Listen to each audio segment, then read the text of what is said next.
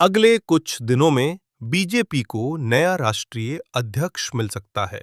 जो खबर सामने आ रही है, राजनीतिक गलियारों में चर्चा भी इस बात की है कि बीजेपी किसे अपना अगला राष्ट्रीय अध्यक्ष बनाएगी। पिछले कुछ दिनों में केंद्रीय नेतृत्व ने कई राज्यों में प्रदेश अध्यक्षों का ऐलान किया है और इससे पार्टी के संविधान के मुताबिक राष्ट्रीय अध्यक्ष के चयन का रास्ता साफ हो गया है। अगले कुछ दिनों में बीजेपी को नया राष्ट्रीय अध्यक्ष मिल सकता है। जो खबर सामने आ रही है और जो चर्चा है कि महिला राष्ट्रीय अध्यक्ष बन सकती है।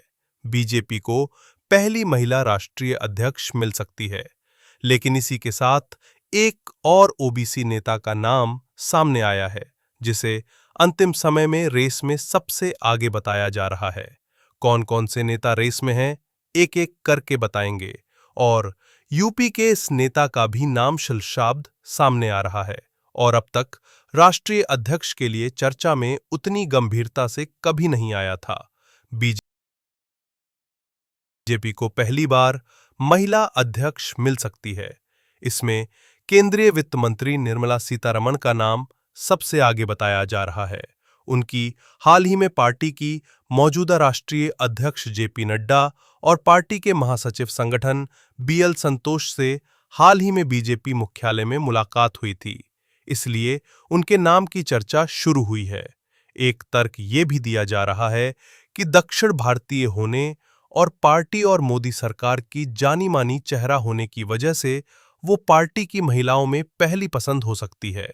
यही नहीं, 33% महिला आरक्षण के बाद ये बीजेपी के वादे में फिट भी बैठती है।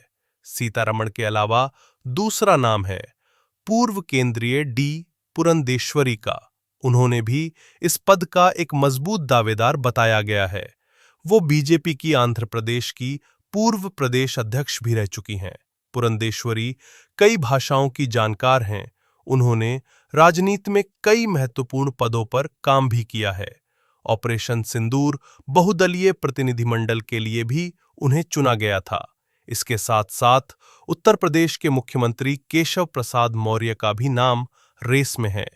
पार्टी किसी ओबीसी चेहरे पर ही दांव खेलेगी और इसके तहत दूसरा जो नाम आ रहा है वो केंद्रीय मंत्री धर्मेंद्र प्रधान का है। मौजूदा अध्यक्ष